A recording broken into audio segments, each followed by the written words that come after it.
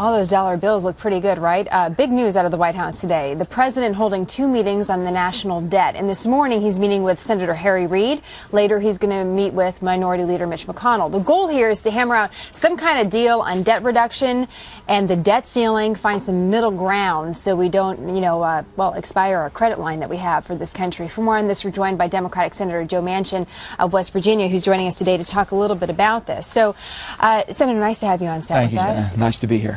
You said that you would not vote to raise the debt ceiling unless there is a long-term solution that's reached as far as debt reduction. The question for you today is, why is it worth it to you? Why is it worth it to say that when we're so close to pushing through that debt ceiling and running out of credit? Well, the bottom line is, it's like Fram oil filter, pay me now or pay me later. States have to work within balanced budgets. We have to start living within our means in this country. And to be serious about, we have very serious problems. In 1992, we were 4.1 trillion in debt. 2002, 5.9. Fast forward to today, 14.3. By 2020, it could be as much as 23 trillion. We'll be spending more on just the interest of the debt by 2020 if we don't do something now. So what's the holdup? I think the holdup is basically they're afraid of saying, well, we're not going to look at everything. Everybody, both Democrats and Republicans, and I've said this, we need to look at it. Are we collecting all the money that we should be collecting in this country? You don't have to raise taxes, but are we collecting the money? Are we running government as efficiently?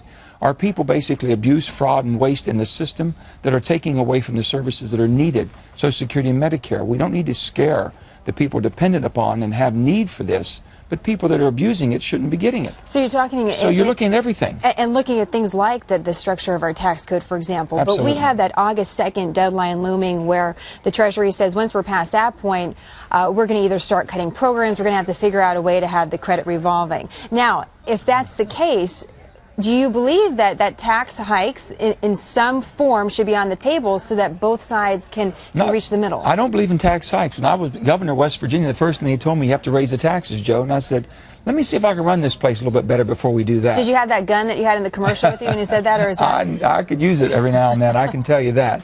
But I said, let me see if we can do a little better job. So we start looking, getting our hand around what our priorities. Most every family lives with priorities of what's good for them and their family. This country needs to do the same. States do it, and it's based around your values of who we are, how we were raised. With that being said, you've got your children, you've got your seniors, you've got veterans. Those are your priorities. That's the people. The future is based on the kids. The seniors have given us so much, and the veterans have given us the life we have. So that's where you say those are your priorities. Those are my priorities. You work with some of the other components. First of all, in government, you have about 10% attrition in state government. I would assume that the federal is about the same. Do you need to replace 10% of the employees every year? You don't have to lay anybody off or fire anybody, but you need to hire everybody and keep growing government.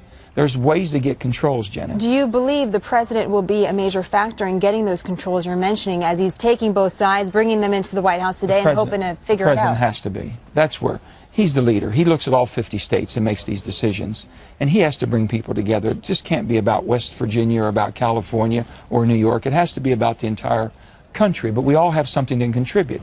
We've got to live within our means. We've got to pull our own load.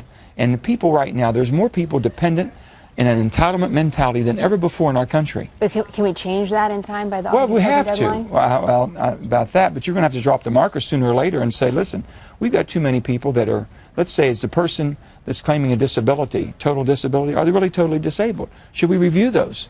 And are we taking care of the people in need? About 55% of the seniors in West Virginia, that's their only means of income, Social Security. Why do they want to be scared to death and threatened? These are people in need that basically we should be helping, and we can do that. It seems like you're saying better information leads to better decisions. We'll see if we get some of that information. More efficiency. More efficiency. More efficiencies, and it's there.